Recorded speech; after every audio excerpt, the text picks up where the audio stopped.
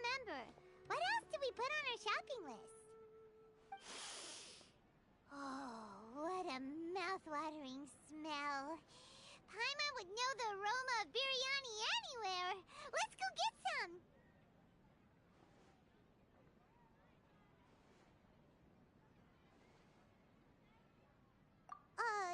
We can still add it to the list. Well, if it isn't the Traveler and Paimon. Wasn't expecting to see you here. Hello there. Oh, it's been quite a while. Huh. So you two are still hanging out together. Dehya, didn't you say last time that you were gonna head back to the desert? I said I was going to resign from being her bodyguard, not that our friendship was over. We're still the best of friends. The Homayanis also still post jobs from time to time. Their pay is always generous, so me and the other mercs never pass them up. I told Dehya to just stay at our place when she took one of those jobs a few days ago. My parents were delighted. They even said that it always felt like we were missing someone whenever Dehya wasn't around. That sounds like something they would say, all right. They're always so welcoming. Anyway, the job is already taken care of, so I was gonna head back to the brigade as soon as I finished a little shopping. But the master kept insisting, and I ended up staying for another day. You can stay for as many days as you want, Dehya. Father hasn't even gotten around to treating you to his best dishes yet. You know I'm not the kind of person to stay put in one place like that, my lady. Don't worry, though. There'll always be next time. What? She said they'll treat you to the best dishes! I can't believe you can still refuse that! But wait. Didn't you say last time that you would take me on a trip to the desert? Why don't you just take me with you today, when you leave? There are so many places I still haven't visited yet. I'm sorry, my lady, but no can do. There's still a few things I need to take care of back at the brigade. Besides, the desert hasn't exactly been the most peaceful place lately. Oh, come on. Not this again. That's also what you said last time and the time before that. I know, I'm sorry. Just give me some more time, and I promise I'll plan the best trip ever for you. All right, fine. To be perfectly honest, it's not that I wanted to go, it's more like I feel like something is off about you lately. Ever since you first set foot on the estate a few days ago, you've been acting anxious and even paranoid. Have you been delaying our trip because you've run into some kind of trouble? Nah, are you kidding? You're worrying too much. Would you swear on that? Friends shouldn't lie to each other, you know. I wouldn't pry any further if you're willing to swear on what you just said. But if something really is bothering you, then just tell me. You know I'll help you however I can. Oh, looks like Dunyarzad was onto something. You're too perceptive, my lady. Seems I can't hide anything from you. I just thought that nothing good could come out of telling you about the messy happenings of mercenaries. Knowing too much only leads to more trouble. Mercenary life is a dog-eat-dog world where Mora reigns supreme. Everything operates on a completely different set of rules. That doesn't change anything about what I just said, though. We're still friends, and I can only support you if I understand what's bothering you. My lady, you're not gonna stop until you drag it out of me, are ya? All right, I'll share what I know. Let's go somewhere else first. This isn't exactly the best place for a discussion. Okay, let's talk here. Just try not to draw any extra attention. As you may already know, the Eremites have both a lot of mercenaries and a complex organizational structure. Many mercs are no different than me, just going around looking for jobs to earn some mora. My brigade is called the Blazing Beasts. We're not a large group, but every member is loyal and brave. However, not all Eremite brigades are like mine. Some are willing to cross all kinds of lines for the sake of mora.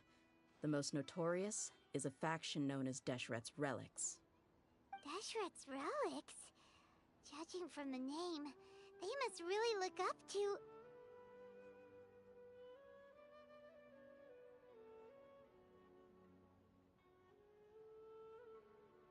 Yep, you got it.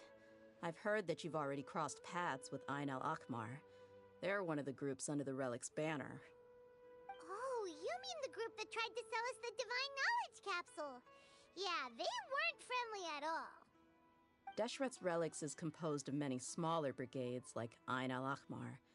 The Relic's headquarters issues orders to all brigades under his control. On any other day, I would want nothing to do with them. Unfortunately, though, the brigade that's stirring up trouble now is none other than Dakan al-Akmar. Dakan? I think it means beard or something. Believe me, it's a really stupid name. I found it insufferable for years.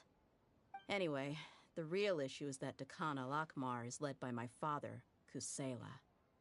Say what now? I think I'm starting to understand your anxiety now. But what did they do? I won't go into details, my lady, but they've been involved in a lot of violent incidents. We're talking hundreds. Hundreds? Yep. The scenes tend to be quite gruesome, too. They strip the victims of all their valuables before murdering them. Not only have they targeted merchant caravans and ordinary citizens, but other mercenary brigades as well. That's beyond terrible. They won't even spare their own kind. I don't know how Deshret's Relic sees it.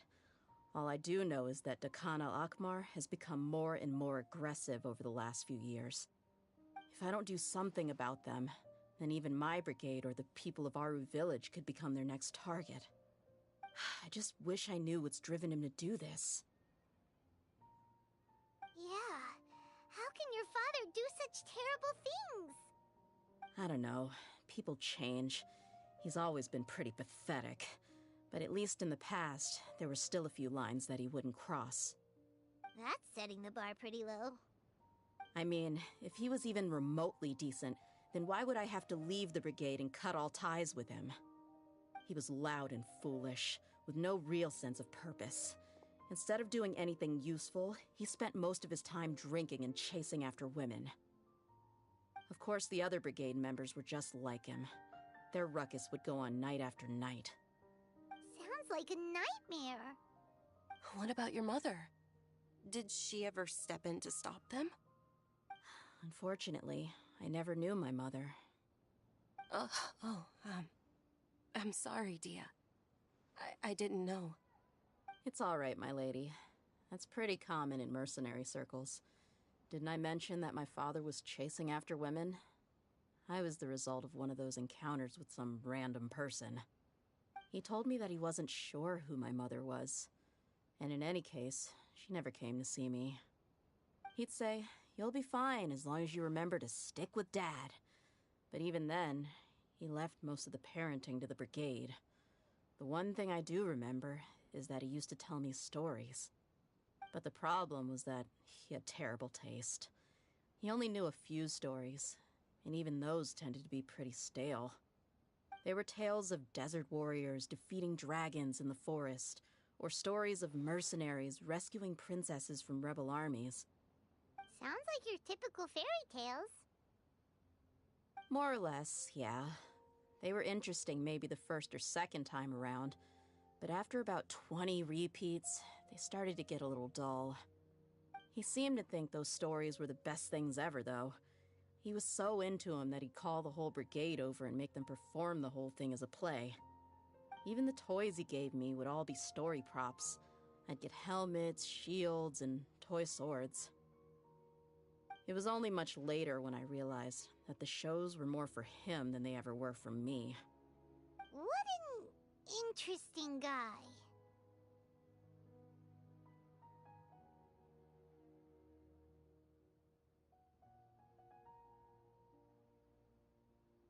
Yeah, I've always found him pretty childish, but that was something I could just shrug off. I had no reason to despise him. Until I grew up and learned the true face of Deshret's relics for myself. Looting, blackmail, violence, and fraud. They not only accepted such heinous acts, they would even openly boast about them. No one in the brigade was any kind of hero. Instead, My father and his cronies were more like the bad guys that needed to be taken down. Did they really think that as long as they didn't do any of that stuff right in front of me, I would never know? I think I can understand your feelings. The difference between perception and reality must have hit hard. Yeah, but don't worry, my lady. It's all water under the bridge to me now. I had a huge argument with my father and left that place behind for good. I'm not investigating them due to any bitter feelings I still have towards my father. I just want to protect those that are close to me.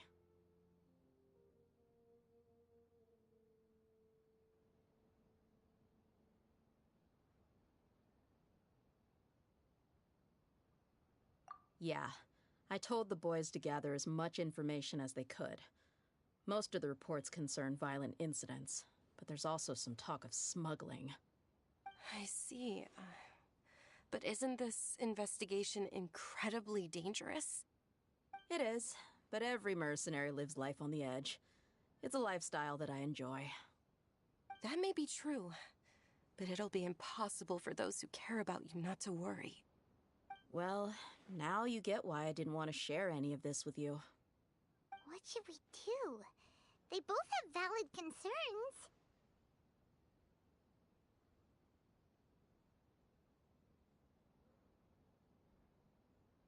Huh?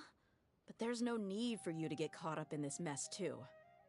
Well, she's super tough, so if she went into the desert with you, then Paimon bets the problem will be solved in no time. I'm inclined to agree. I'd feel a lot more at ease if you took her along to help.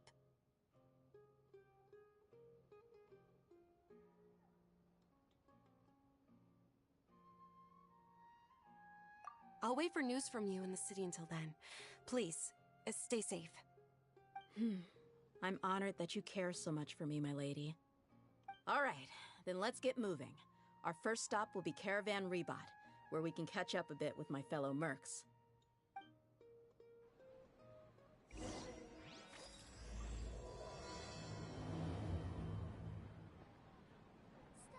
is far less fun than you thought.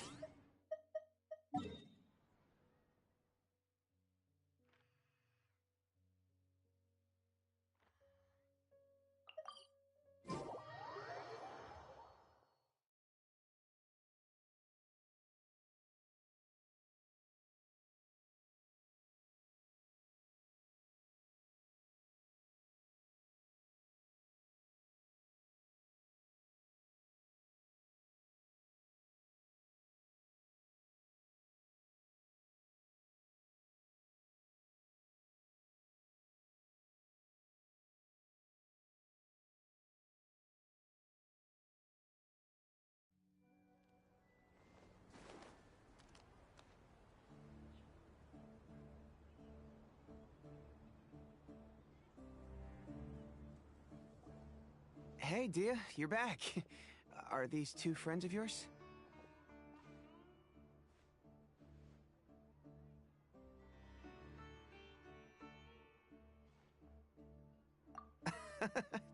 Likewise.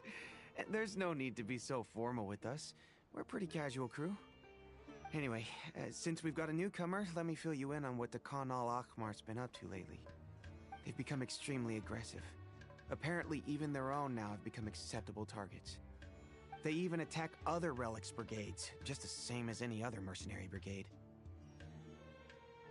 Even the most ferocious beasts still protect their own. And it sounds like they've thrown that straight to the wind. That's right. Once they've collected enough loot off the other mercenaries, they sell it off to a different brigade, or turn to merchants on the black market.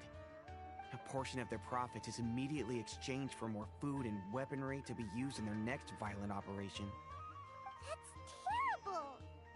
Yeah, and it really makes you wonder why they're so desperate for Mora. A few days ago, Isham and I trailed them for a while, and even disguised ourselves as merchants to conduct trade with them. We were able to learn a few things from the exchange. Rather than saying they're out to plunder and hoard Mora, it'd probably be more accurate to say that they're experiencing an internal power struggle. Wait, a power struggle? You heard me right. The vast majority of their victims are mercenaries from the other brigades of Deshret's relics. If their only goal was Mora, they could have gone after anybody. The targeted nature of their attacks points to a power struggle between the different brigades within the relics. That's the only plausible explanation we have. Unfortunately, we weren't able to find out anything more specific. It seems they're also trying to keep things under wraps. Oh, one last thing we discovered was that over the past few years, as the Khan al-Ahmar became more and more active, Deshret's relics as a whole became a lot weaker.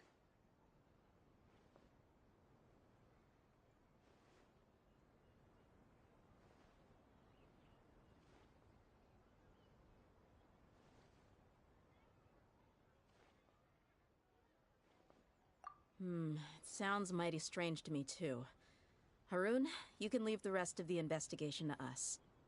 Gotta say, though, I didn't expect you to go on a whole undercover mission during the few days I was gone. Sounds like you were really putting your necks on the line, no? Nah, it was nothing. We're just as concerned about the situation as you are. The Khan al-Ahmar is your father's crew, after all. What he said. Besides, Dehya, haven't you done more dangerous things than all of us combined? What we did is nothing compared to your experiences. Yeah. And while they went to talk with Khan al-Ahmar, I took a look at the last camp they attacked. Any survivors of the attack were already long gone. There was nothing of value left in the camp. Ah, Hisham and Khalaf. You're here too. We rushed over as soon as we saw you come into Caravan Ribat. Although this new friend of yours looks a little green behind the ears, I'm sensing a special vibe from her. Now that we know you'll have a capable partner with you, we can also rest easy. Hey, what about Paimon? Feel anything special? Oh, you're also planning to tag along with them? Of course! Paimon is the traveler's most important guide. Wherever she goes, Paimon will follow. Oh, in that case, then you'd better take care of her too, Dehya. Don't underestimate Paimon! Don't worry about her.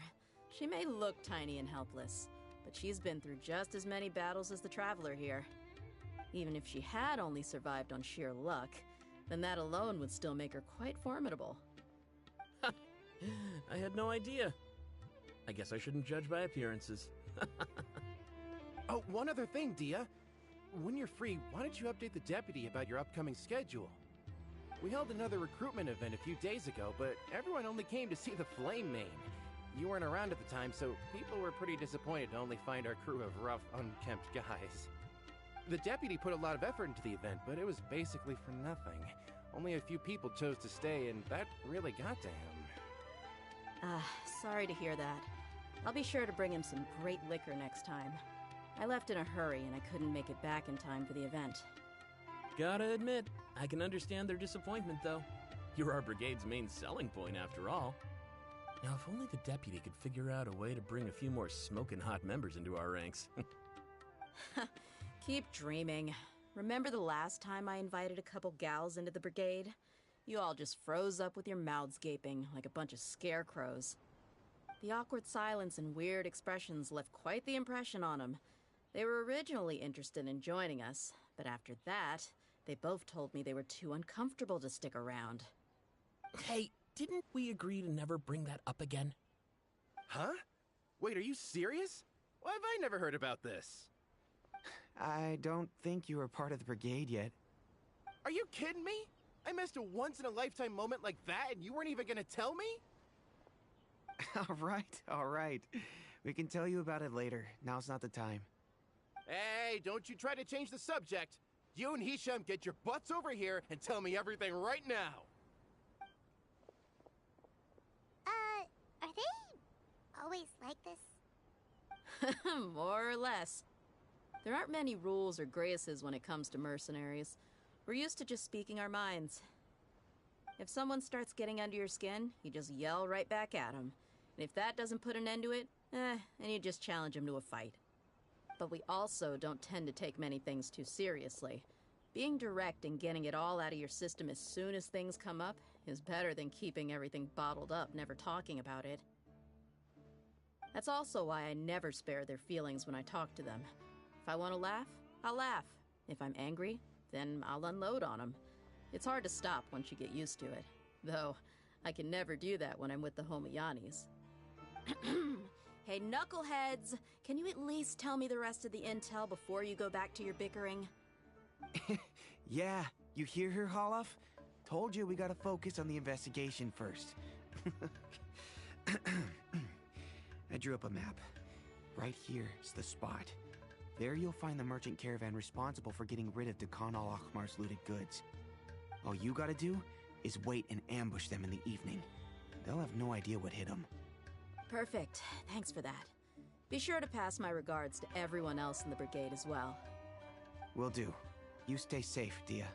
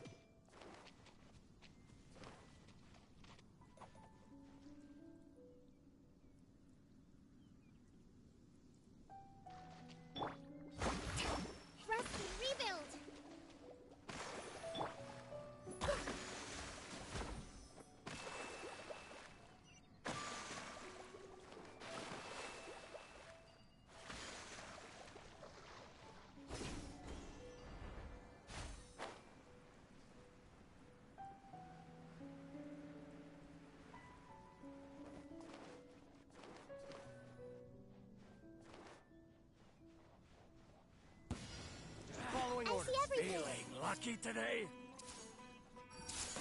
Make yourselves a move! Torrent, let's up you!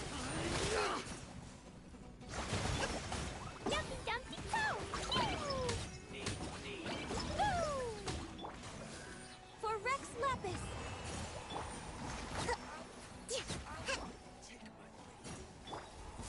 That's close enough. Everyone hold hands!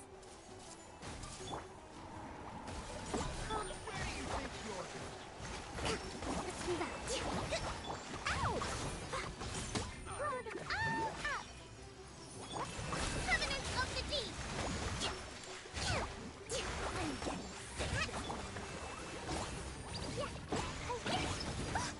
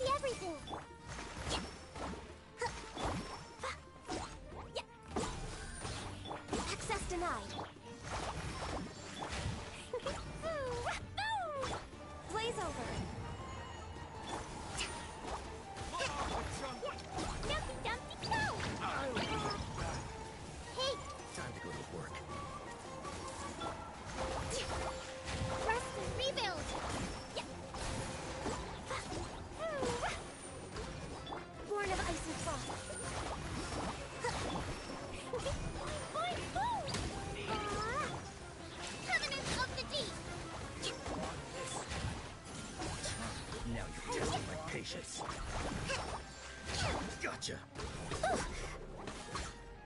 Access denied. Everyone hold hands.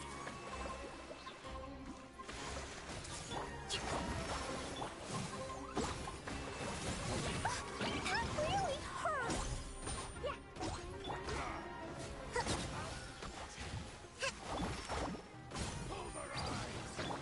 This is long overdue.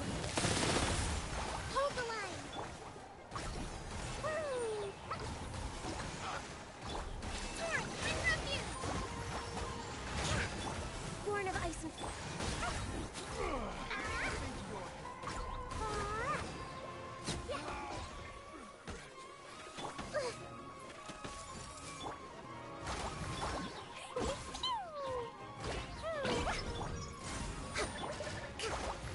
allow me. I'll be back. Hey, well.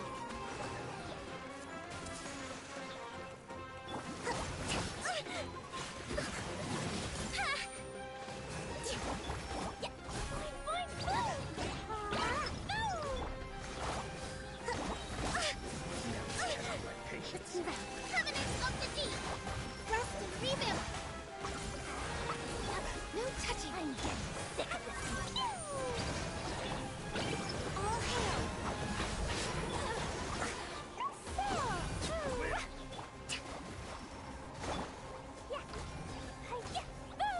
Access denied.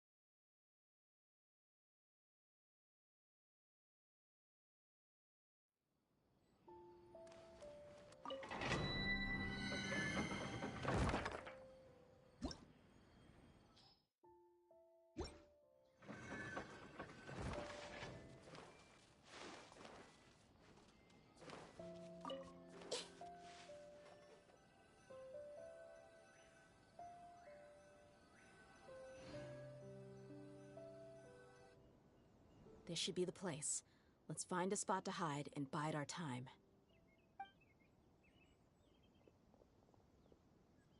It's gonna come down to a fight one way or another, so let's all be careful. No need to worry. She knows her way around a fight. I'm not worried about that.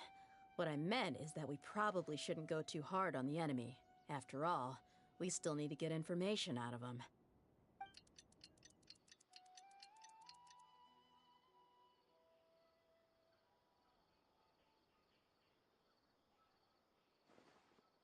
Here they come. You ready? Let's not give them a chance to react and end this quickly.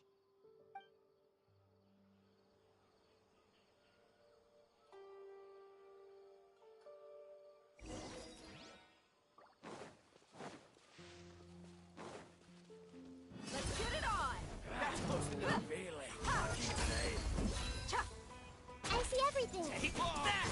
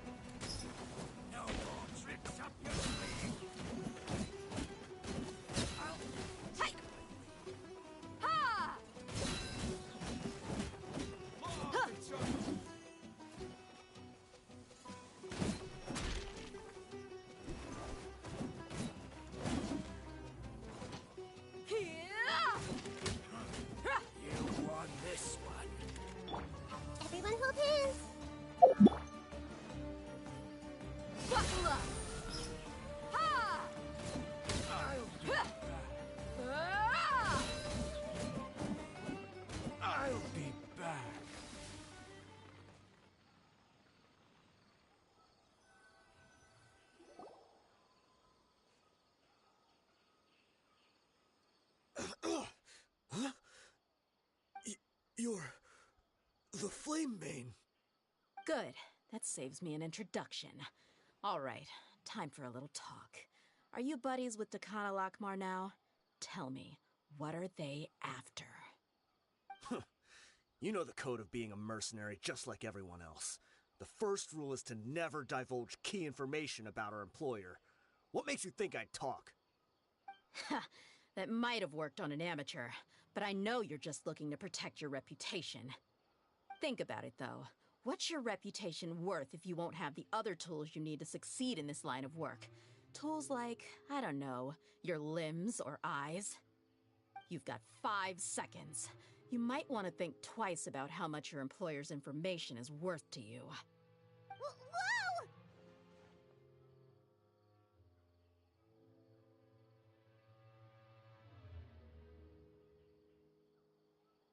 I'm not joking around. We can do this the easy way or the painful way. 2 seconds! I'll save you the trouble.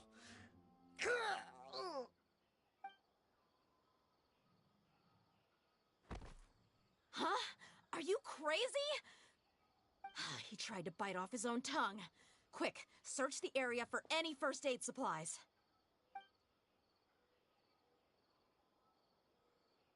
I definitely didn't expect him to go that far. Thankfully, the wound wasn't too deep, and he just passed out from the pain.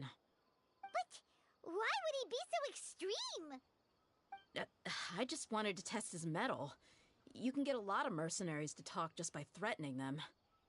I didn't expect him to be willing to go through so much pain just to deny us some intel. Well, he's out cold for now. We could wait for him to wake up, but maybe it's not a good idea to interrogate him any further. What should we do? Yeah, don't worry about it. It'll be a waste of time to interrogate him again after that. He might just hurt himself again if we start asking. There are lots of goods around here. Let's search the area. Maybe we'll be able to find something. I'm really sorry.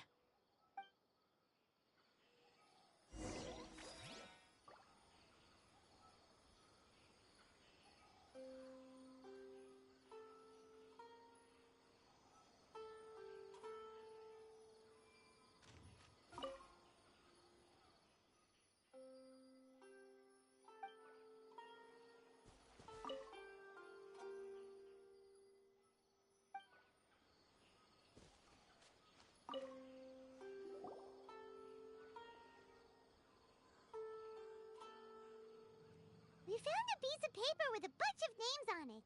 Maybe it's a record of something. Let me take a look. If this really is a merchant caravan, they should have a record of their transactions. Yep.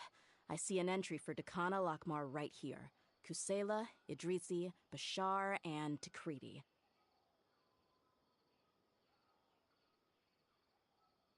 All familiar names. Dakana Lakmar has been trading for a hefty supply of food, weapons, and medicine. It seems that in the past, they used to receive some canned knowledge as well. This caravan is just one link in their logistics chain. Once in the rainforest, the caravan will exchange the looted goods for Mora, and the funds will then be passed to a specific person. That person will then pack the caravan full of necessary goods, which will then be brought right back to Dakana Lakmar. Wait, why is there no Mora value recorded for the final transaction? No value? Yeah, every transaction before the last one was marked with an exact amount of Mora, but the final one, where they paid for everything to be brought back to the desert, was simply marked as delivered.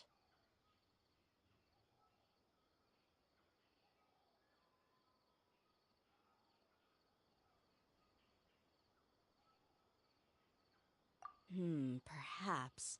But they couldn't have known how much they would make off selling the loot. Do they not care about profit margins at all? Anyway, the next part's the records of the goods themselves. There are a lot of entries. Everything was probably sourced from the rainforest. Huh? What's wrong? Shazaman Homayani? Homayani? You mean Dunyarzad's family?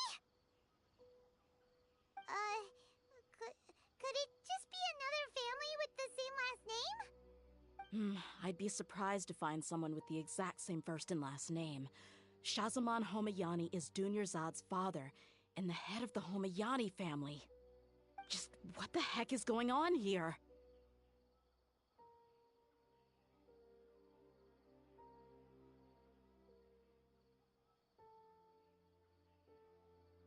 I'm sorry. You're right. I'll consider what we found and not jump to conclusions just yet.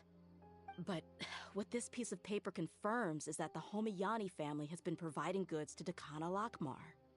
What if the Homayanis have been kept in the dark and don't know they've been trading with Dekhan al-Akmar? That's a possibility, but if that was the case, why is this caravan specifically named Shahzaman as their person of contact? They could have just as easily bought goods such as food and medicine directly from Caravan Ribat or Port Ormos.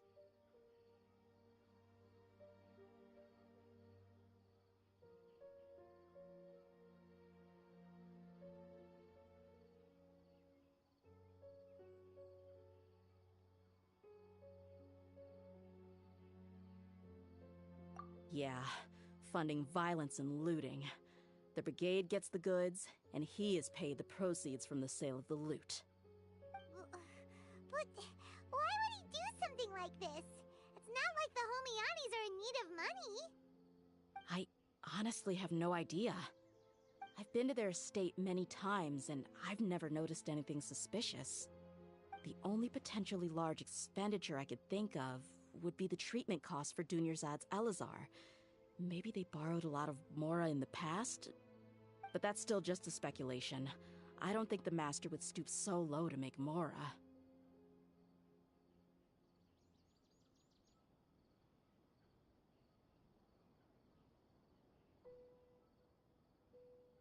You're probably right. I know my lady's personality, and she wouldn't deliberately keep something like this from us. But what should we do now? All we found is just another mystery.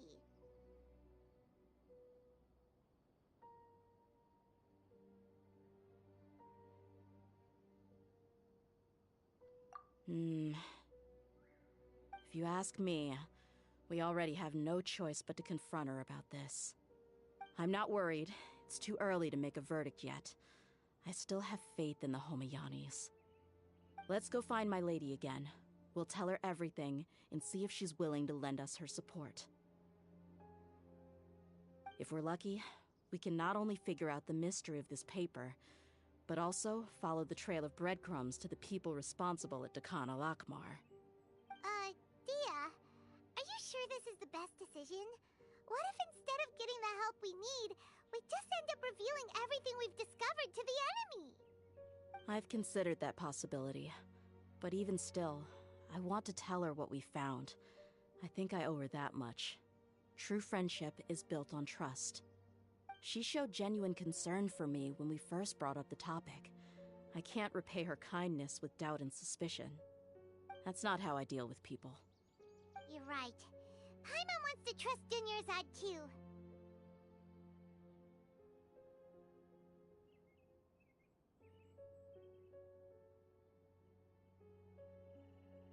Yeah. Let's pay another visit to Sumeru City.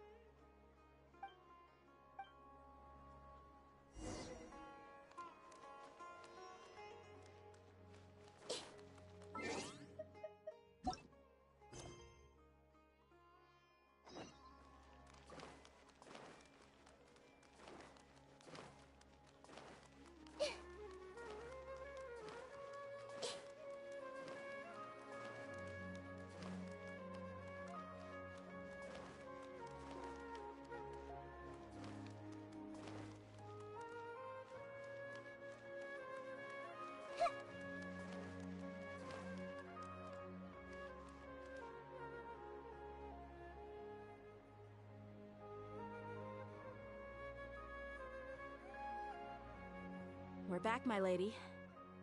Oh, you're back a lot sooner than I expected. You mustn't have run into any trouble then. Well, how did it go? What did you come up with? Actually, we're still investigating. It's just that we've discovered something strange. I see. The clues you found have led you back here, in the city? Something like that, yeah. You all look a little dispirited. Whatever you found must not have been very encouraging after all. Why don't you discuss it with me? Maybe I'll be able to say something to cheer you up? It's okay, my lady. It's not so much about me being upset with my father or anything like that. How should I put this? So something is wrong. Even the Traveler and Paimon have been uncharacteristically quiet. On any other day, Paimon would have already waved to me with a smile and shouted, "Dunyarzad, we're back!" So tell me, what happened? Well? My lady, please prepare yourself for what we're going to tell you next. It concerns the Master. The Master? You mean my father? Okay, I understand. Don't worry about me. I'll listen as attentively as I can. My father has been supplying goods to Dakan al-Akmar? Yeah, it makes as little sense to us as it does to you. I've never doubted the Master's integrity, so I'm having a real hard time rationalizing how he could ever support an infamous brigade like them. Maybe he's not actually aware of the full story and just stumbled into the deal by accident.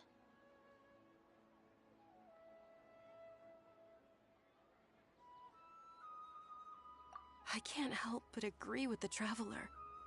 Huh? You mean you feel the same way, Dunyarzad? Thank you for sharing all this information with me. Since you've told me everything you know, I should also tell you about some doubts that I've been harboring for quite a while. In the past, I thought that my father hired a bodyguard for me so that I wouldn't run away and get lost. However, there are plenty of capable mercenaries in the Corps of 30. Why did my father go out of his way to hire Dehya? About that. Well, the Homayanis really needed bodyguards, so they reached out to the Blazing Beasts. Later, the Master told me that I was one of the best mercenaries he'd ever seen, and that I should stick around to become one of his bodyguards. He offered me a pile of Mora, so I just signed on. Well, but that didn't really answer my question. Just think about it. Why did my father specifically reach out to the Blazing Beasts? Maybe the Corps of 30 just didn't have anyone available, or maybe someone recommended us. I've never given it too much thought. I think I get what you're saying. You think none of this was a coincidence. Precisely. At first glance, nothing seemed strange or out of place. But there are many parts of the story that don't actually make any sense. If my father had always been in contact with Dakan al-Akmar, then it would make sense for him to bring Dehya into our house. You mean the goal all along was to get Dehya to be your bodyguard? No, that's too much of a stretch. I cut all ties with my father a long time ago. He has no control over my life anymore. But that still doesn't rule out the possibility that your father has still been trying to influence your life without you knowing. So, the Master was not likely an innocent victim in all of this?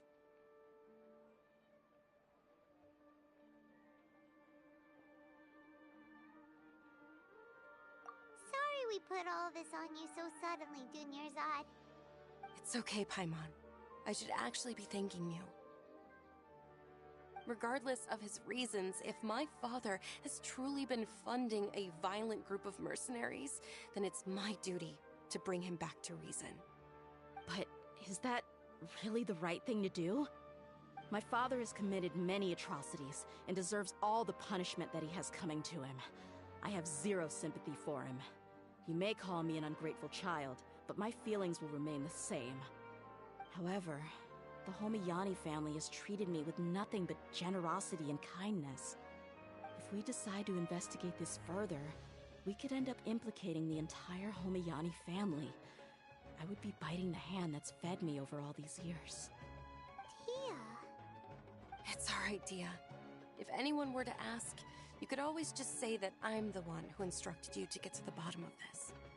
You don't have to do that, my lady. I'm not conflicted because I'm afraid of taking responsibility. Besides, you're the one we should all be worried about right now.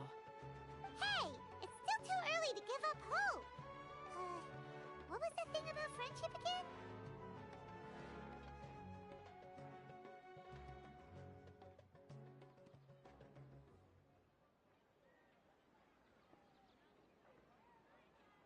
Right, yeah, trust! You said that yourself, Dehya. Besides, there's no point on getting all riled up before we've confirmed all the facts.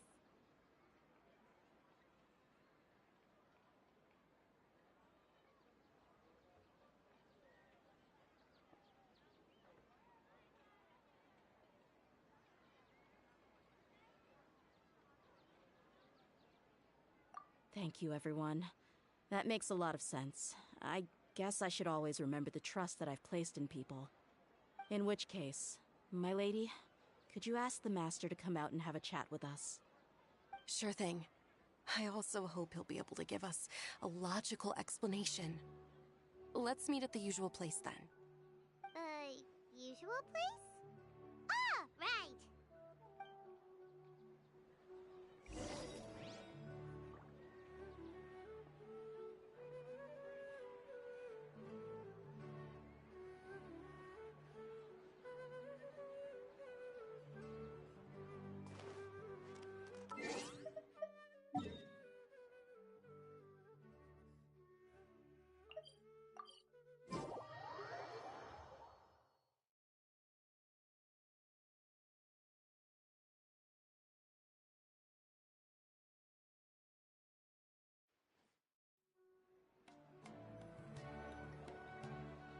Thank you for coming, sir. Please allow me to introduce these two. This is the Traveler, and next to her is her travel companion, Paimon.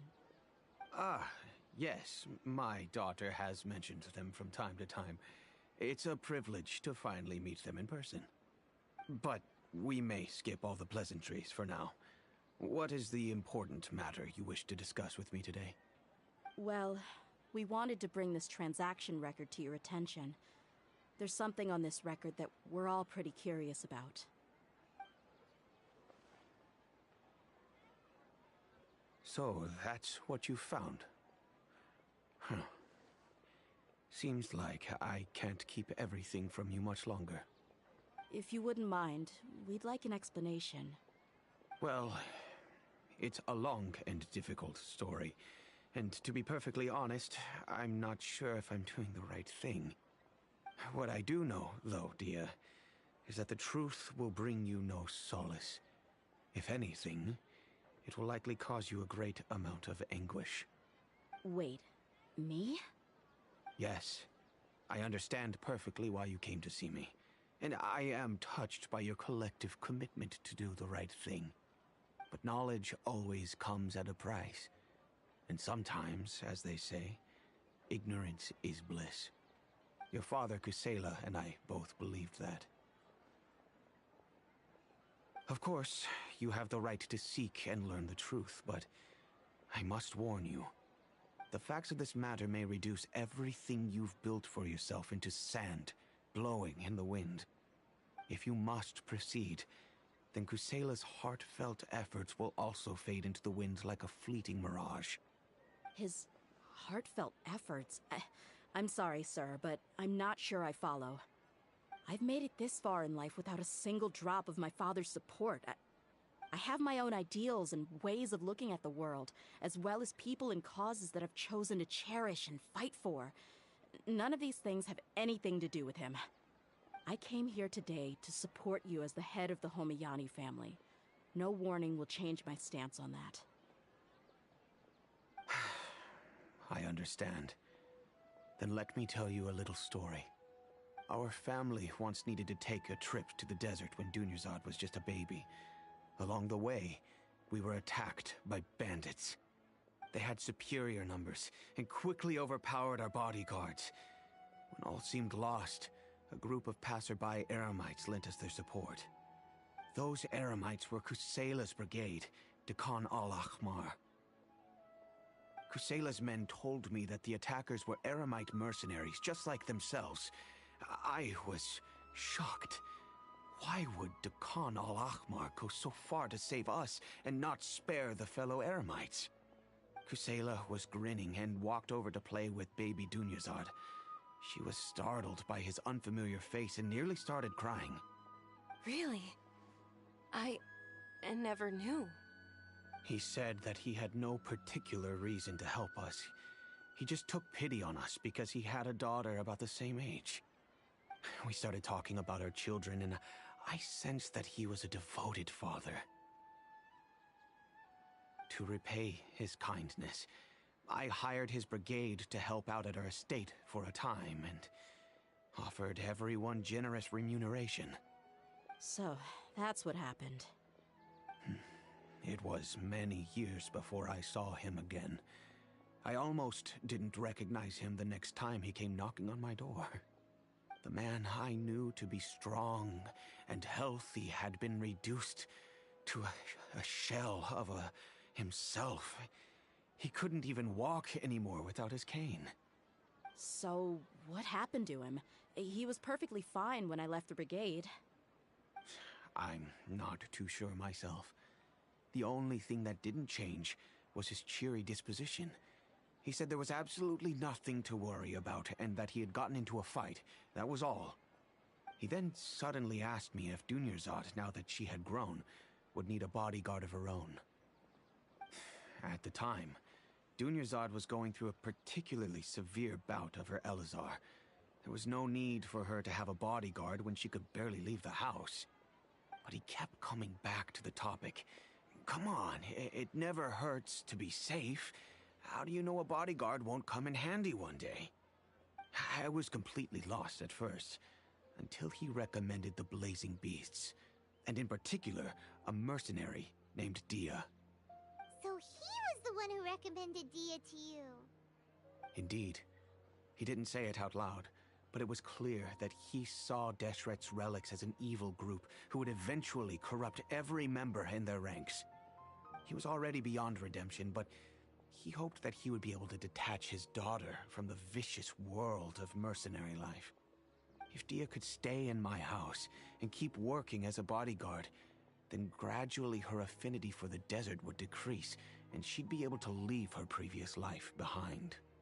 And that's why you offered her such generous compensation? Yes, but not just because of that. From the moment that he asked me for that favor, I also began to see Dehya as my own daughter. And that's also why I tried to persuade you to stay when you asked for permission to leave. I was willing to spend however much it took. Kusela saved my daughter and I all those years ago in the desert. I could never refuse him entrusting his daughter to me. He was always like that, acting like he's oh so smart and self-righteous.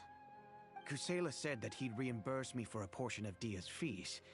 I refused to take any mora from him, but he'd always send me funds anyway.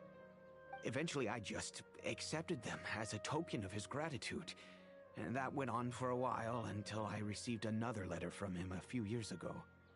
The letter contained a request to help him buy food, weapons, medicine, and even explosive materials. Wait! Isn't that around the time that Dekhan al-Ahmar started becoming more aggressive? That's right. When I started to hear some nasty rumors, I became wary.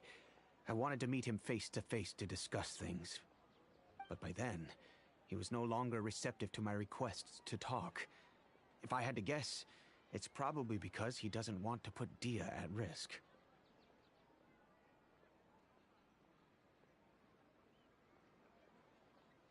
That thought occurred to me as well.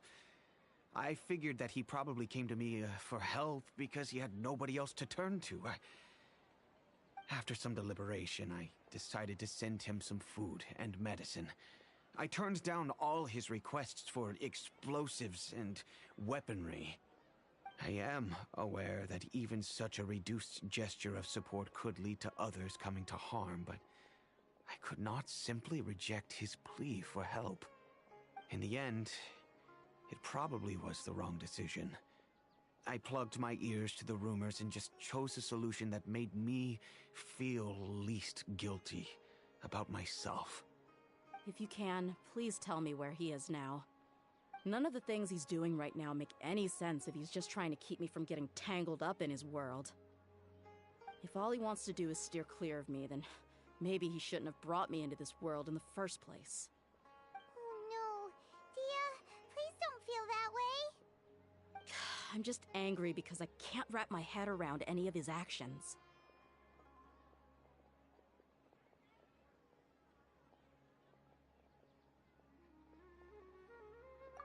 I don't know. I really don't know. I don't think I can do it. But I guess you do have a point. We haven't uncovered the whole truth yet. We still need to figure out his exact actions and reasoning for these last few years. I'll do my best to help. Of course, anything between the two of you would need to be resolved between you and him alone. I don't know Kusela's exact whereabouts. Outside of supplying his brigade with some goods, I tried my best to avoid getting involved any further with him. However, there's a man on the list named Jawed.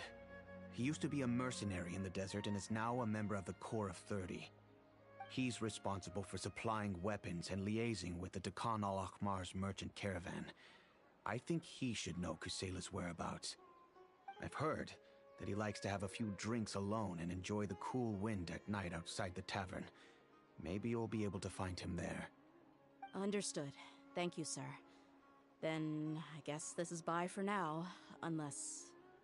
I'll stay and be with my father here. To be honest, I'm still a little dazed and haven't finished processing everything quite yet. My father has indeed done something wrong, but if I think about it, I'm also not sure if there was a right way to handle this problem.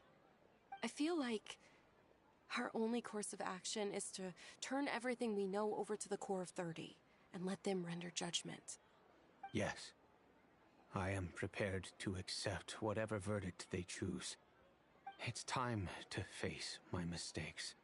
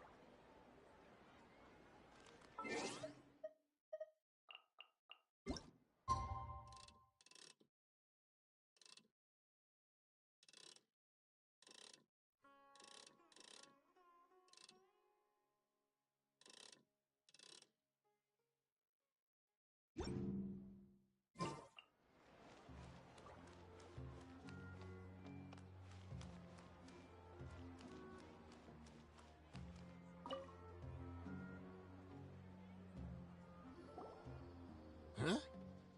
Who are you guys? I know what you've been up to.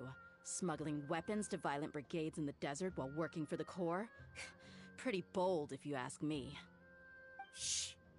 Keep your voice down. How do you know all that? Come with me. We should take this elsewhere.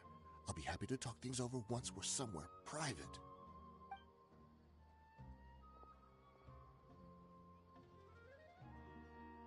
This place should do. All right. Back to my question. How did you all know about me? Don't worry about that for now. You know what kind of punishment you'll face once we report you to the Corps, I assume. Wait. There's no need to jump the gun. Let's talk this out. What are your terms?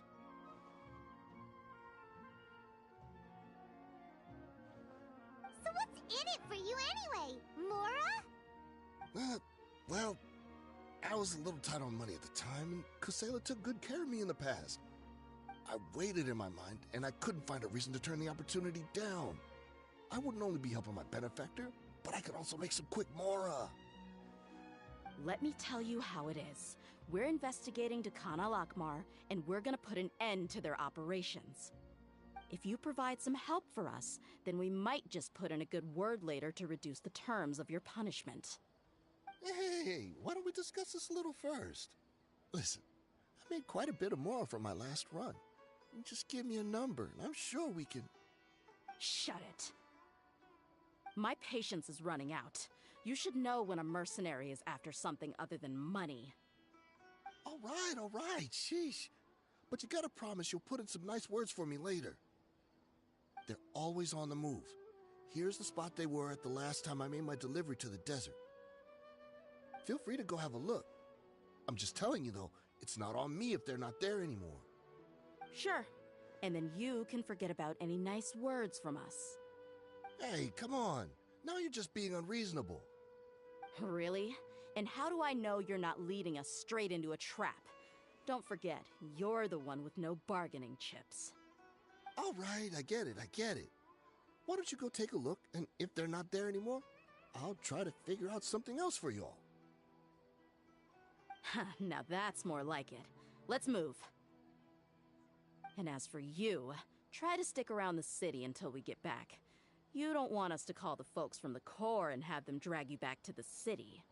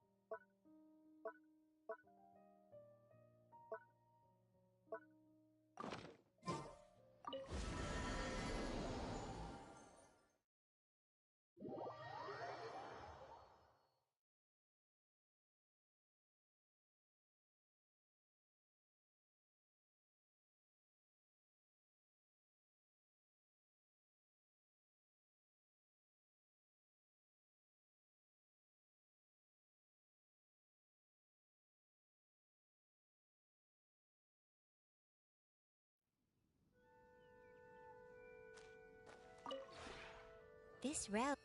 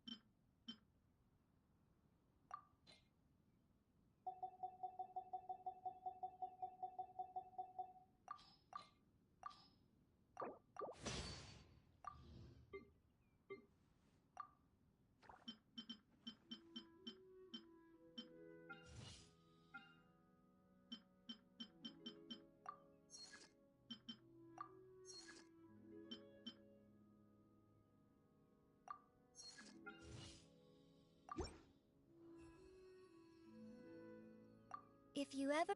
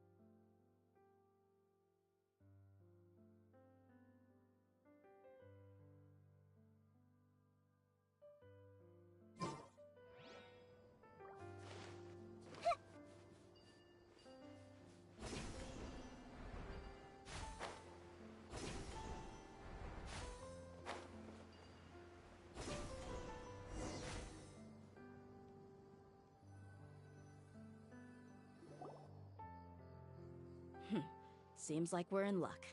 That should be their camp right up ahead. Let's go. We'll finally get to the bottom of this ourselves.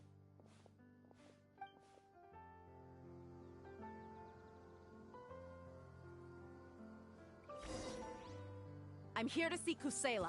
Tell him to get out here. Dehya, why are you here?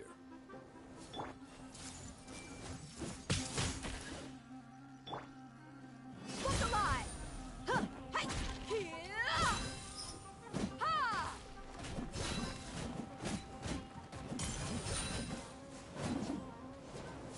Ah! Here! You ain't messing around!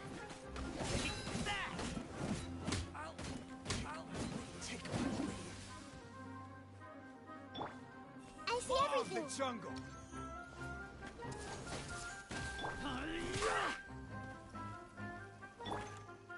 Buckle up! Ah! Kya! Here! Huh! Ah! Huh! Ha!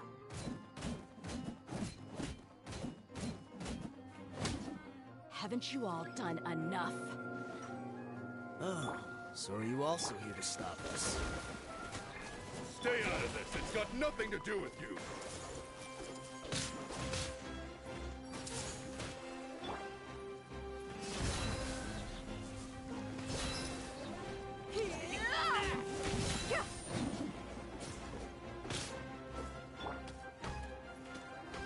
Hold the line. You're dead meat! Ha!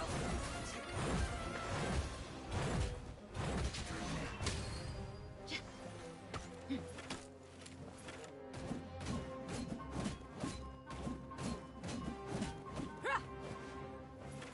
Ha!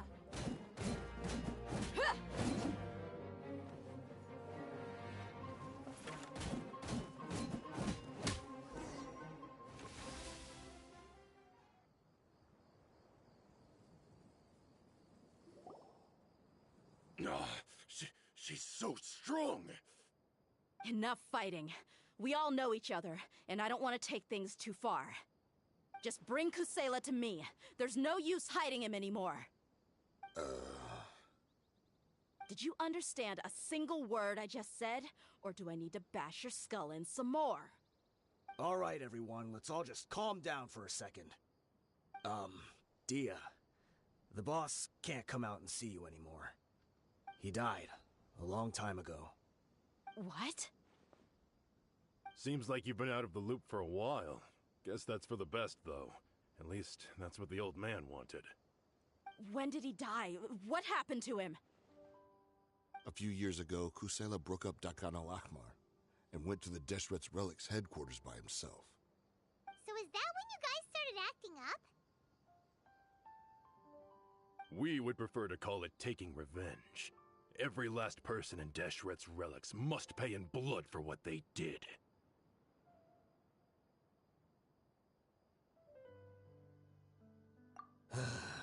Let me start from the beginning.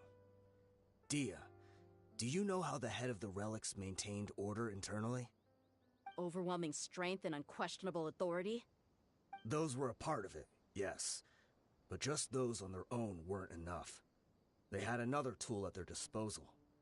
They called it a person's record. Regardless of whether they joined by their own will or were coerced, every person in Deshret's Relics were forced to leave a record of themselves at headquarters. Whether it be their deepest sin, some unforgivable act, or their most immoral exploit, the record served both as a symbol of loyalty and the perfect material for blackmail.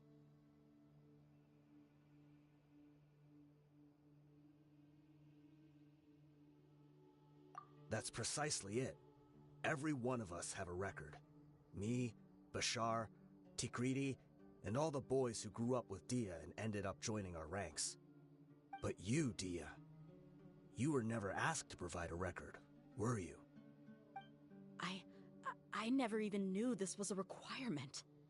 You were probably the only person in all of Deshret's relics who didn't know about it. Ever since you were born, Boss had been trying to shield you from this organization's sinister rules. Not only that, but he also banned all of us from committing any nefarious acts. He said he'd take care of the dues we had to pay regularly to headquarters. But in the end, he was just an ordinary person. What could he do? He was forced to go to headquarters again and again to account for missed dues and incomplete records. He'd come up with all kinds of excuses and get beaten up as a result. We all knew he was doing that for you. He wanted to get you out of this world, no matter what it took. And that's why he became a shell of himself and couldn't walk without a cane. Wait, but that doesn't make any sense. I didn't know about any of this, and I'd never seen him get injured or beaten. Because you were too young at the time. How would you ever tell between wounds from a beating and wounds from battle? When you left home after that final argument with him, he seemed to age by a decade overnight. Even his hair went gray. So, even the blazing beasts were... Yep. It was all his doing. Had he not arranged them to come to you, you probably would have been reduced to a pulp before you ever left the desert. A few years ago, Boss said he needed to make another trip to headquarters. He was already pretty weak then, and we all assumed he was going to get beaten again. I suggested that he hand the role of leadership over to me, but he said there was no longer any need, since the Khan al-Ahmar would soon be no more. His words made no sense to me, but that night, we heard that a massive fire tore through headquarters and razed everyone's records to ash. Everyone gained their freedom that night. Many members fled, not just from our ranks, but from the other brigades as well. But how could we leave with a clear conscience? All of us who knew exactly what had happened. The boss can't have just died for nothing. Those heartless jerks at headquarters took him from us. From that point on, the sole purpose of the Khan al-Ahmar became revenge. The big fire that Boss started was quite a blow to headquarters' strength. It's given us the opportunity to launch our attack. Even though we're outnumbered, we vowed to see our revenge through to the very end.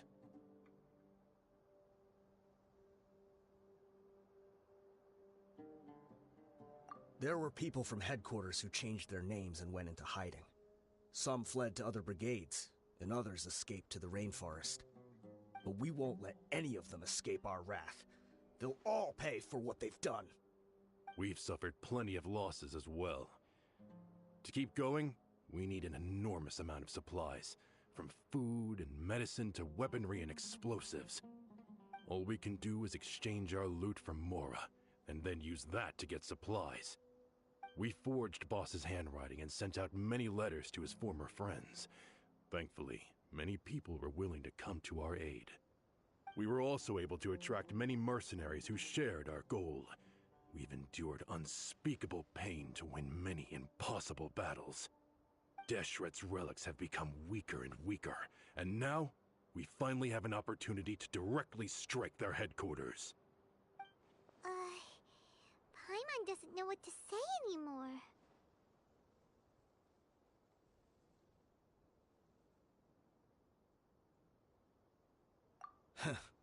We do know right from wrong, but we were sinners from the very beginning. We do not deserve the freedom that the boss won for us with his life. Boss always loved his old-fashioned hero stories. Those tales about sacrificing yourself to save the world. We used to always laugh at him for it. But in the end, he really went and lived those stories out himself. As for me, I never considered myself a hero. We're all the lowest of the low. We have no right to even imagine such an existence. But maybe those hero stories he liked foreshadowed everything that was to come. The spirit of the hero touched all those he had saved, and more people joined his cause. Maybe we were all just acting along with the play in the beginning. But as we acted the parts and recited the lines, we were drawn in. And now, we want to see the story through to the end. I'm sorry, Dehya. I know you always found us insufferable ever since you were young. Just think of this as a madman ranting. I'll go with you. Huh? Dehya? You wanna go with them? I grew up with these guys, and I know they're not bad people. It's just that some situations get so bad that it's difficult to tell good from evil. All I know is that Deshret's relics must be destroyed. Furthermore, I want to go see the place for myself. I want to know if my father is still there. I know you don't want to get involved in this, so there's no need for you to tag along. I can do this on my own.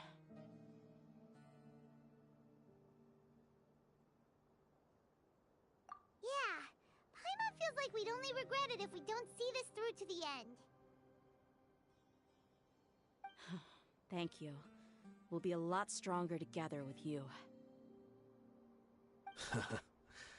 I bet Boss would lose his mind if he ever knew you'd join us at the very last moment like this. Considering all the losses and injuries we sustained, we can't afford to turn down someone as powerful as you. He can think whatever he wants. But the fact is, I owe him this much.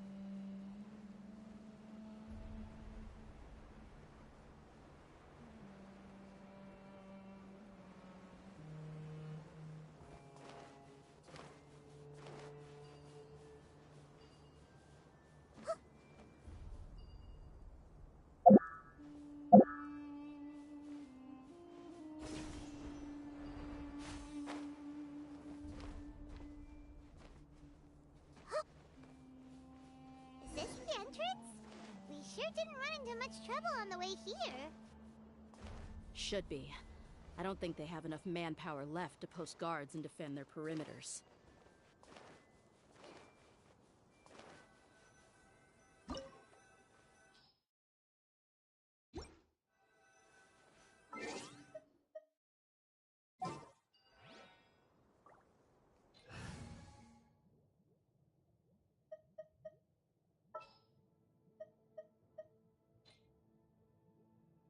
something's come up?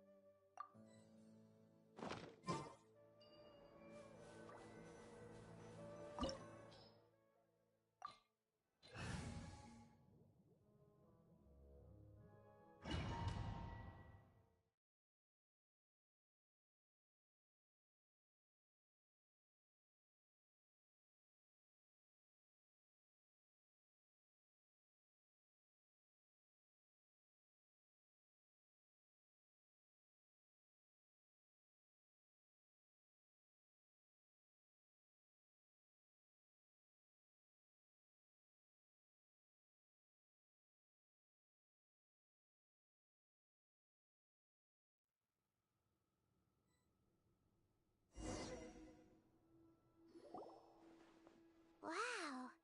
Paimon didn't expect it to look like this on the inside.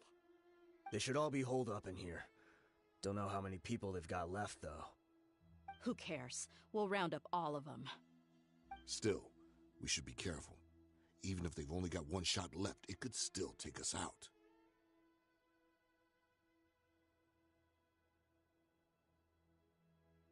Yeah, we'll know what they're really capable of once we've landed some hits on them. Deshret's relics may have been a force to be reckoned with before, but their name means nothing now. Yeah, they don't stand a chance with you here. I'll take the lead. I've been here once before.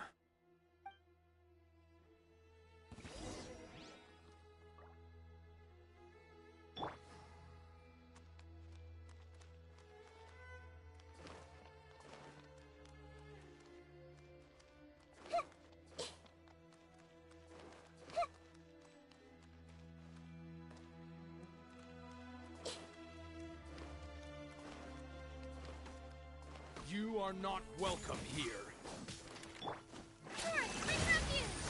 Allow me.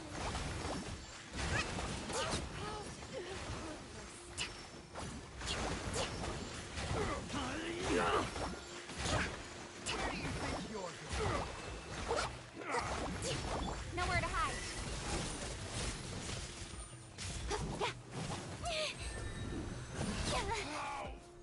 Regret.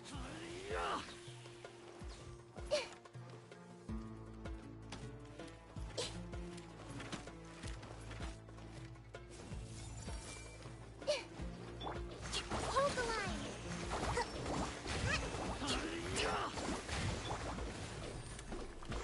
Speed of light. Be back.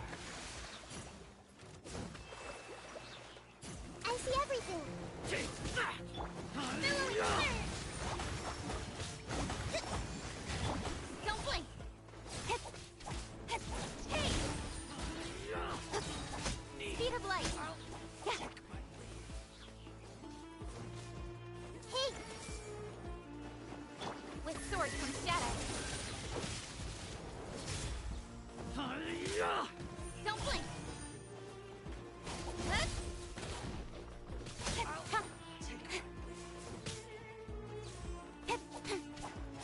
Need more. Welcome. First, rebuild. Blaze over.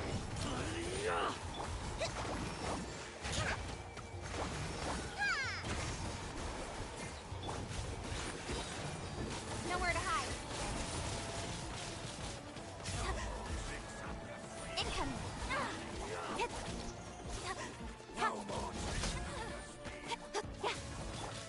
Covenant of the Deep. Hold the line.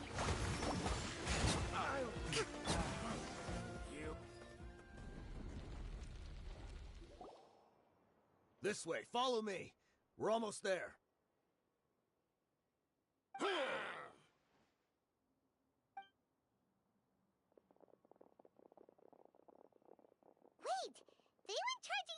without checking for any traps. Hey, you guys okay? It seems like we just got trapped in here. Don't think we triggered anything else. Watch out, the enemy's coming from ahead. Well, now that things have come to this, seems we'll have to fight our way through. Don't worry about us. We knew something like this could happen. Go and take a look around. There could still be another way through. Let's go! We can't let the boss down! Let's check if there's another way! The sooner we can make it through to help them, the better. Let's see. I think I see a way through over there, but it's being blocked by something. Let's try our luck with that mechanism. Okay, let's go!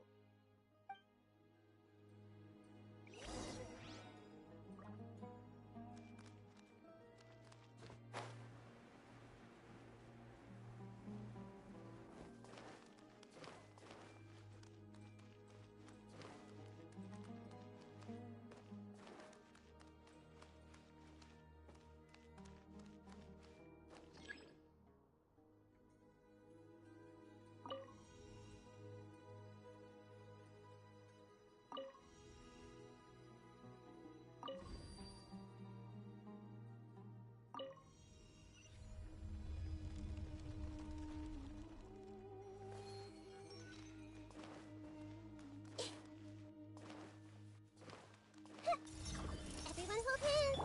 Allow me.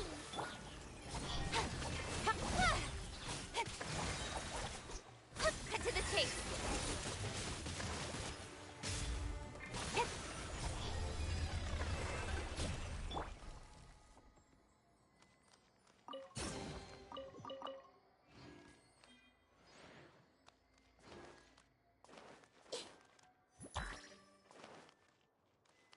Another mechanism like the one before, but this one's being blocked off in the middle. We just need to adjust it a little.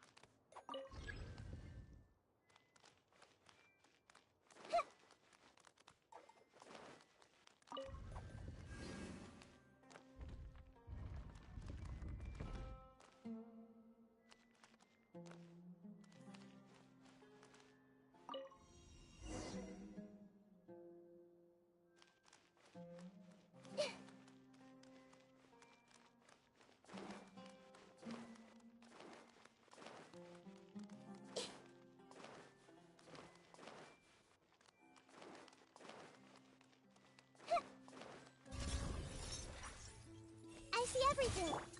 Press and read it. Don't blink. Speed of light. Hey!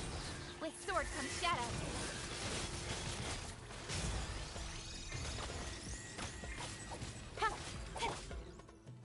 Gloves off!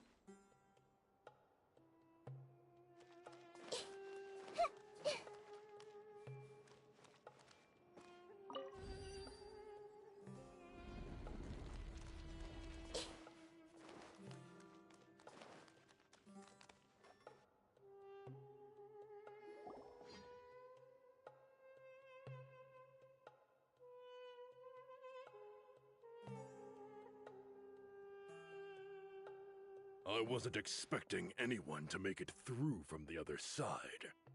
But as a desert dweller, I suppose we should be used to our folks defying all expectations. Don't waste your breath. You have nowhere to run. Run? Had I wanted to run, I would have fled 1,000 times already. I witnessed the golden age of Deshret's relics. Even if I could leave this place behind, all that awaits me now are endless days of humiliation and ruin. Even now, my brothers and I still believe in one thing. The greatest should never live to remember their fall. So you want to go out in a blaze of glory? Let us draw our weapons! We will show them the true power King Deshret bestowed upon his followers. They are but two, while we hold within ourselves the entirety of the relic's glory. Wave 1, charge! Eliminate them! Nowhere to hide. Incoming. You asked for it!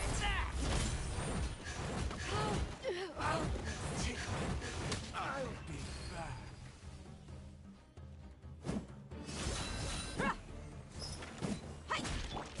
Covenants of the deep. I'll be back. Don't think that you've won. We're just getting started. For Rex Lapis. With sword from shadow.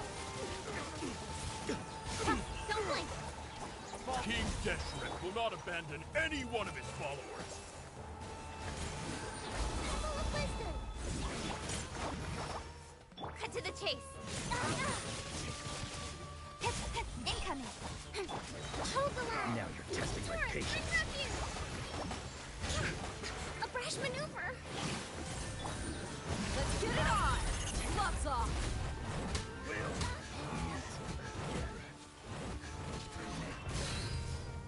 I'm getting sick of this junk.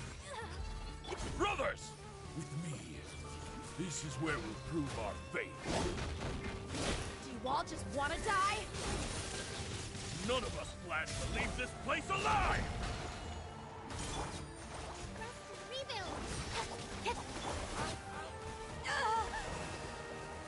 Buckle up!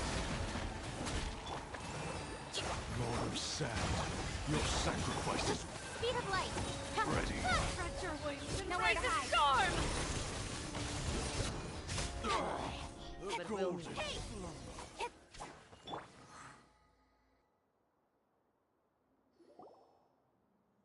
The commander has finally fallen. But they're still coming at us!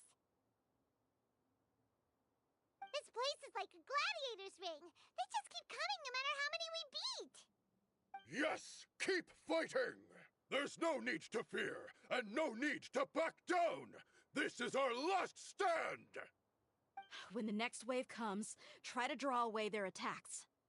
I'm going to see if I can take out that high platform.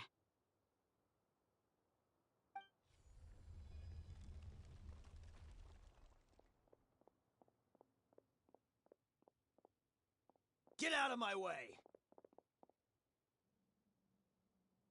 Come and face me, Michel!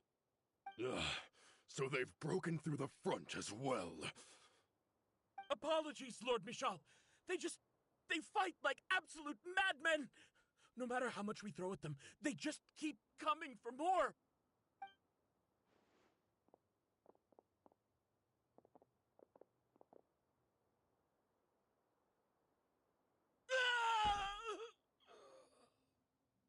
So, it would seem like this is the end. Time to pay for everything you've done, Michel. You think I would give you that opportunity? I will be buried in the sand alongside all the rest of our fading glory.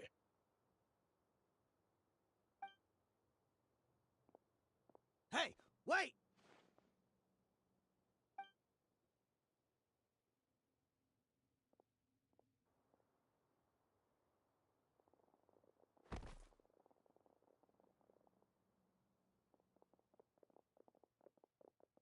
We were too late. It's over. There's no more need to fight. But if you're still going to cling on to your so-called mercenary's pride, then I'll give you all a good beating as well.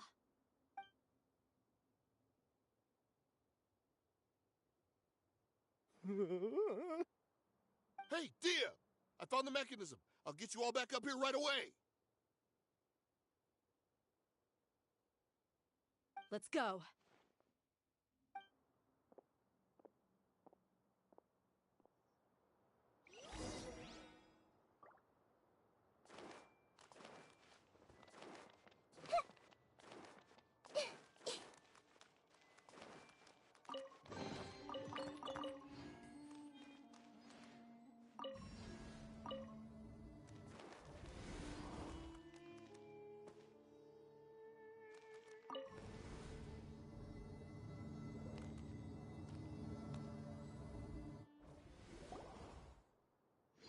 Who are you filthy rats? And why are you always pestering us? You call yourself a member of the infamous Deshret's relics, and you still can't even tell who's made it all the way to your headquarters? Who knows what intent a bunch of rats may have? We try to catch a couple, and you all just show up on the other side instead. How are we supposed to figure out what you're after? Hey, have you ever heard of a man by the name of Kusela? Why would I know? It's not like I'm in charge or anything.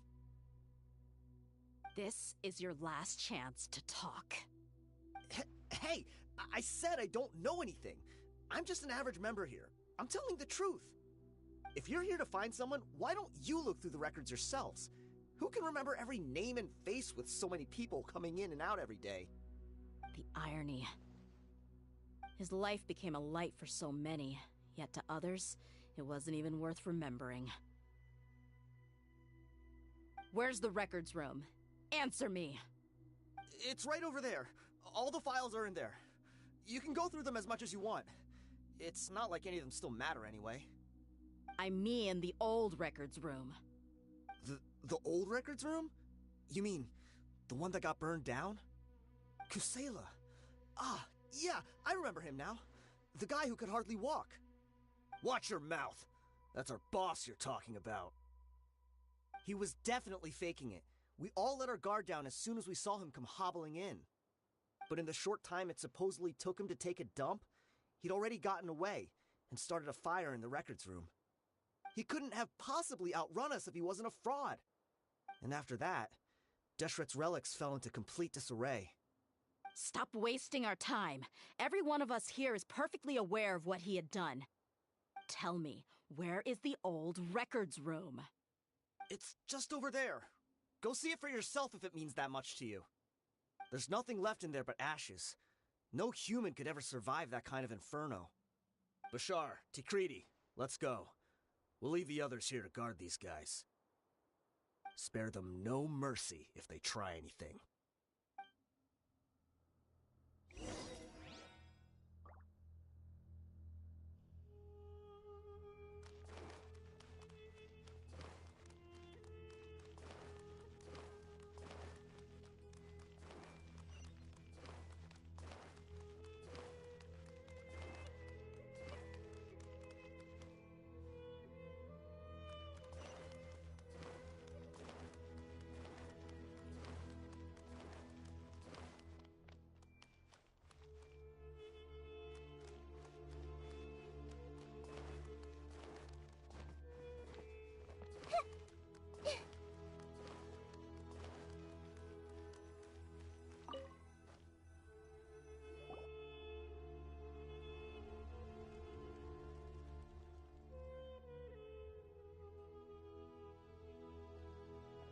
So, this was his final destination.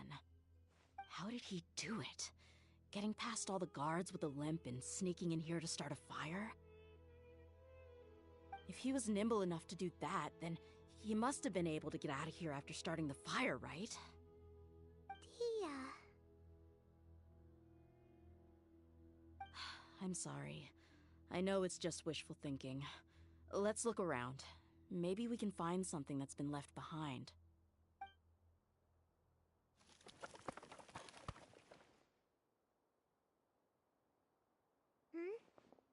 this a cane?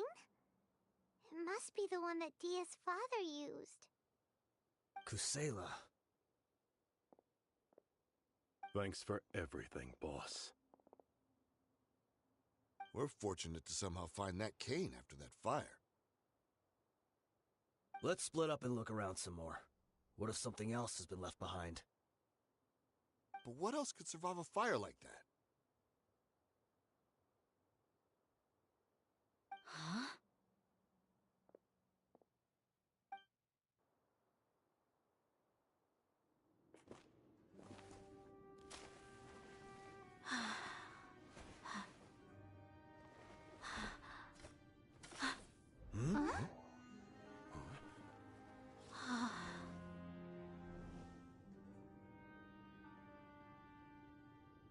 Thought so. Wait! Isn't that the toy sword you played with as a child?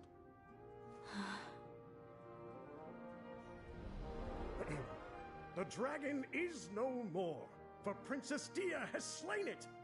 Its head now hangs above the city gates. Her bravery has brought eternal peace and prosperity to us all. Dehya, come on. This is the most important line. You can do it. But Dehya, you defeated the dragon. Everyone's waiting for your speech. Still too shy, huh? All right, I'll do it. I hereby proclaim our victory. Evil shall plague us no more.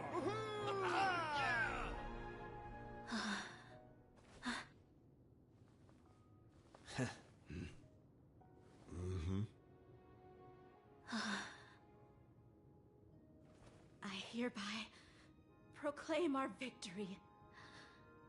Evil shall plague us no more, Dad.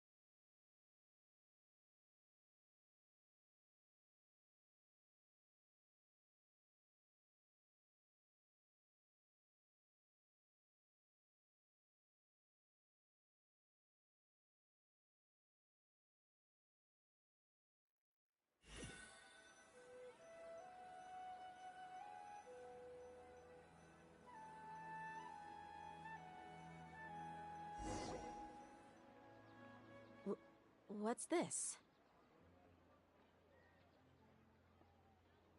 Don't you remember? You asked Paimon what she would do if she were to wake up tomorrow with loads of money. And Paimon said that she would get boatloads of tasty snacks. You looked super confused at the time, but said it was an adorable thing to say. These opportunities don't come by often.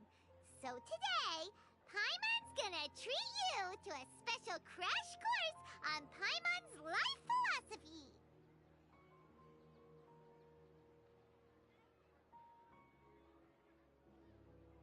Hey, this way you get something from the both of us for the price of one. Anyway, the point is that you should eat to your heart's content. You'll feel better for sure once you've gotten something in your tummy.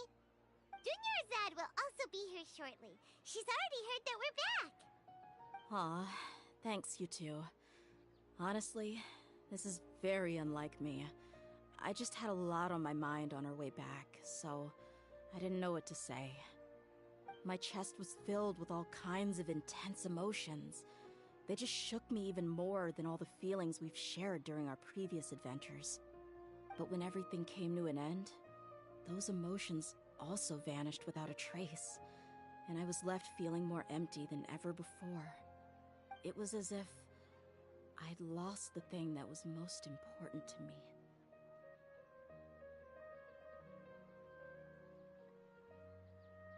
Yeah, you're right. To many mercenaries, Mora is the most important thing in the world. But perhaps to us, it's the most worthless thing of all. Idrisi and the others all used to say that they would quit if there was no Mora to be had. But when it came to avenging my father, there was no more to be made anywhere. My reality shattered when I found out that the father who always told me hero stories was in fact a bad guy. But look at me now. Am I any different? Despite all my promises about never forgiving him and never trying to understand him, I still went to such lengths to find out the truth, and nearly even shed tears for his sake. We're hypocrites, all of us.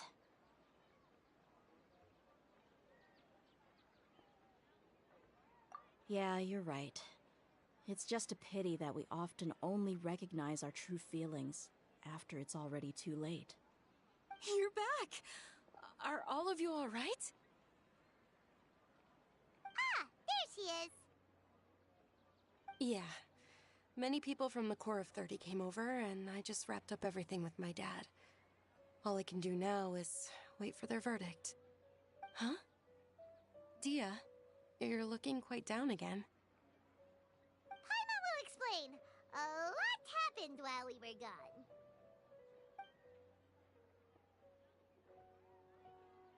I'm sorry. I really should have controlled my emotions better. I just... It's all right, my lady. You were hurt by all of this as well. Truth be told, I'm starting to feel a little guilty watching you cry like this. Dehya, your pain must be even worse. You shouldn't need to comfort me. Hey, don't worry about me. If anything, this whole thing has finally shown me the difference between illusion and reality. My father probably thought that people could settle into new lives as long as they moved to a new environment. That thought has even crossed my mind a few times. It's like saying, what's wrong with adapting to a new life? However, there was always something deep within my mind that refused to accept it. This impulse brought me great turmoil, and even made me feel ashamed for turning my back on your father's kindness. But now that I consider it again, it all makes sense. The desert sands are a part of who I am, and I will never be able to lead a peaceful existence. I understand how you feel. That doesn't mean I won't be making any changes to my life, though. As an example, I'm now thinking about taking on some small odd jobs. It's just like Idrisi said. I also want to catch up to my father and become a character in his play. Even if the ending of the story may be childish and ridiculous, it won't really matter. Isn't that neat, though?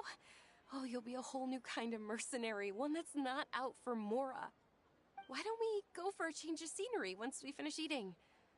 What about stopping by the Grand Bazaar again? Right. You said you wanted to get a rug for your family. We'll come along too.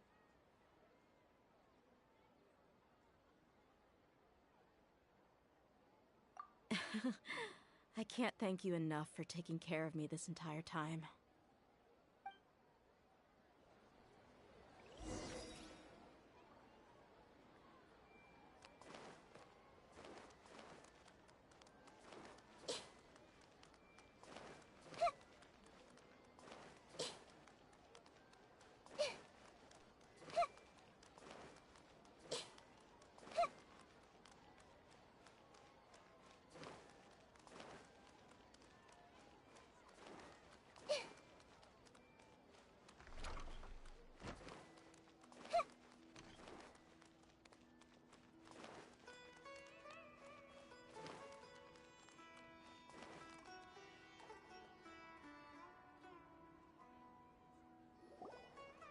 Oh, this rug here is quite something.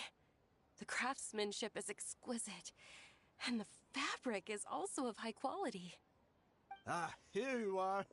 Finally, I found you. Hey, aren't you that mercenary who bit his tongue? You can still talk? Wait, are you here to take revenge on us? What are you talking about? Do I look like I can take you all in a fight?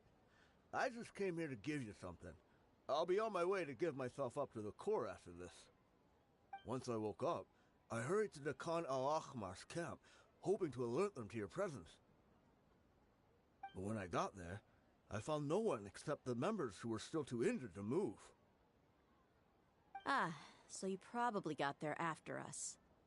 Yeah, they told me that they had exacted their revenge, and everyone had turned themselves in to the authorities.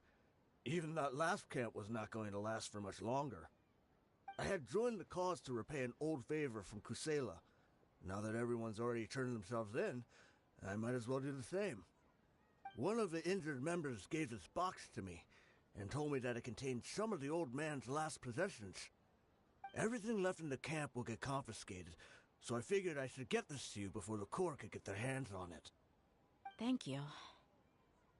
No worries. We are all just living our own truths. There's no need to comment or judge anyone for it. So this box contains everything that Dia's father left behind. Huh. It feels lighter than expected. Well, back in the day, the first thing he did with any Mora was spend it on things like drinks and meat. But let's see what's inside. What's this? It's just a bunch of junk. Ugh, it kinda stinks. Perhaps it's just been left unopened for too long. A handwritten copy of a storybook. The paper's already yellowed, and it looks like it's about to fall apart. It was against the Academia's rules to possess books for personal use. If he was going to break that rule, he could have at least copied something useful. That probably means this was really important to him. Ah, and here are a few bags of children's snacks. The packaging's completely deteriorated. Maybe that's where the smell was coming from. Did he get those for you? Yeah, but here's the thing, though. Even when I was a child, I was never a fan of these kinds of snacks. He'd always say that he got them for me, but in the end, he always ate more than I ever did. Who even leaves snacks in a box like this anyway? Isn't that just common sense? Forget it. Let me see what else is in here. A razor, some buttons, some round iron tiles, a wooden toy puppet, a wool scarf, which from the looks of it probably belonged to a woman, and a hair clip? Why are these things here? I'm suddenly feeling a little scared. I'm sorry, my lady, but this is just the kind of man he was. He probably saw this box as some kind of personal trash heap and dumped any and everything in there. 2 empty liquor bottles. Tell me, you guys, are these the kinds of things that a normal person would leave behind?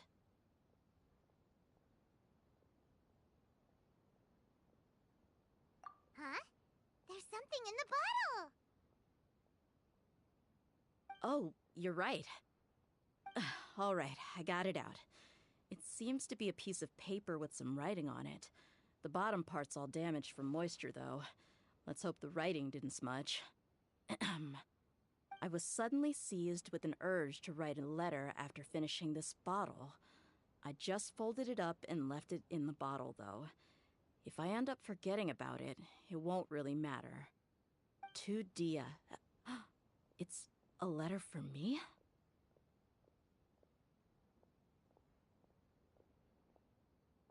It's all right. I'll just read it out. If he went to the trouble of writing a letter, there must have been some important things that he wanted to say. Or at least record down. My condition's becoming worse and worse.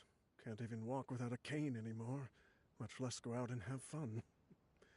Guess I don't have many days left. If you're reading this letter, then I suppose I'm already long gone.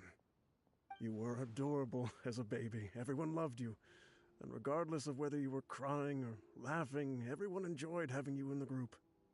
But once you grew a bit older, you were no longer nearly as happy or cute.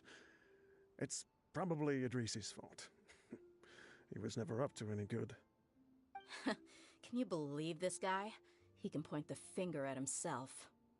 Anyway, back to the point. To summarize, I'm writing this so you would know not to feel sad for me, even if you end up finding out the truth. The reason being that I was never your father to begin with. Wait, what? Surely, he must be joking, right? I don't know. I was quite formidable when I was young, and 100 times cooler than some so-called flame main. Really felt like the whole world was under my feet. With just a teeny tiny bit of effort, I felt I could rule over the entire desert. But as fate would have it, I went out into the desert for a drink one day and discovered a baby in the sands. It was you. You were just lying there, small and helpless. You were so tiny that if the wind blew for just a little while longer, you would have been buried forever. But your cries were so loud they made my head hurt. Now that I think of it, you really were a bundle of energy. Sounds like he's serious. I told Idrisi and the others that I had slipped up with a woman while out and about. None of them even doubted me. I'm sorry that I had to lie to them for so long, but I really had no other choice. I was their most esteemed leader, after all. It's not like I could just tell them that I suddenly wanted to play at being a father. At this rate, I'll puke up all the liquor I just drank from this bottle. Anyway, Dehya, you possess the kind of freedom and kindness that we could only dream of. As far as how you should live your life, that'll be up to you to decide. That's the end of the letter. In the end, he was still thinking of me as a little child.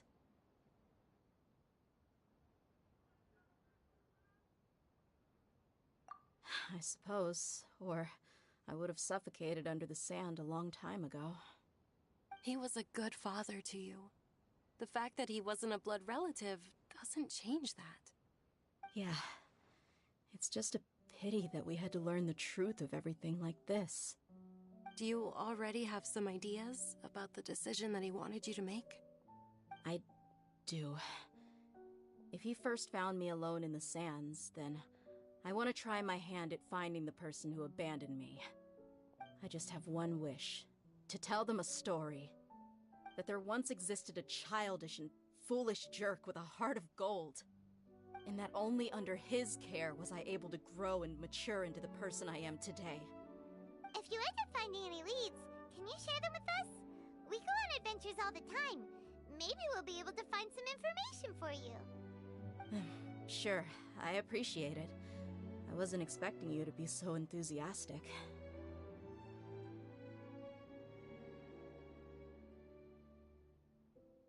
I'll help too. Thank you. All of you. Thank you so much.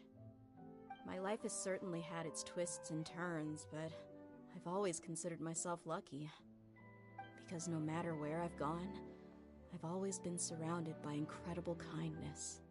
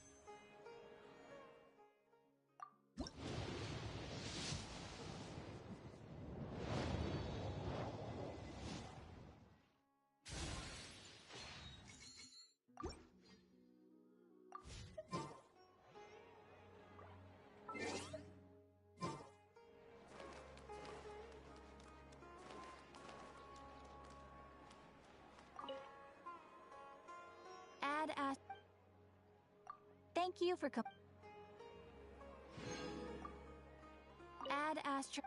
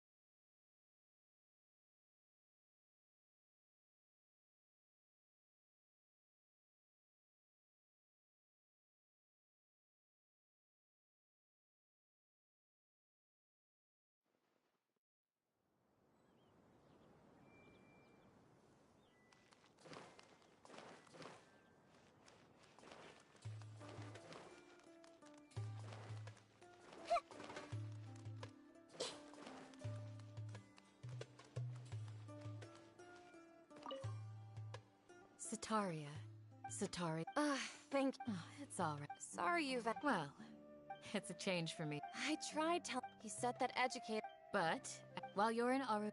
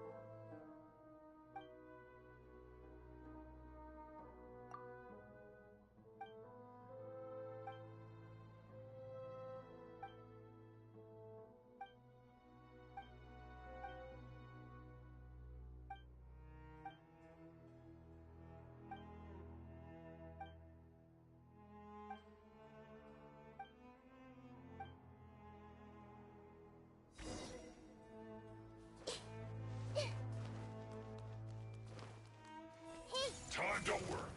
Well met. Blaze over. You can't run. Nowhere to hide.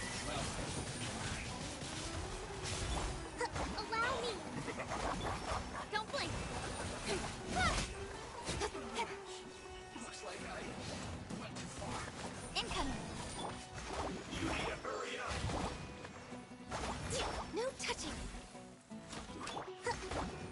This one's well done. Speed of light.